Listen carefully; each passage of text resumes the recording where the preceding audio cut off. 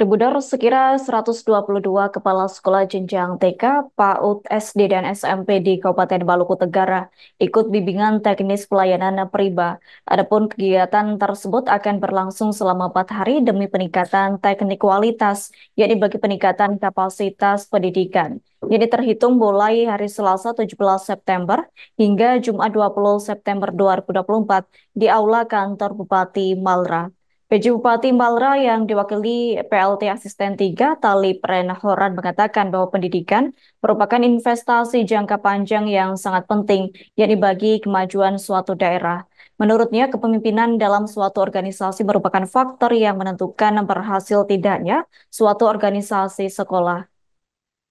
Adapun oleh karena itu, Tribunnews kepemimpinan sangat bergantung dari personality yang mengemban posisi sebagai kepala sekolah itu sendiri, bahkan berpengaruh lanjutnya terhadap produktivitas pendidik dan peserta didik sekolah di era revolusi industri 4.0 tersebut. Download Tribun X sekarang, menghadirkan lokal menjadi Indonesia.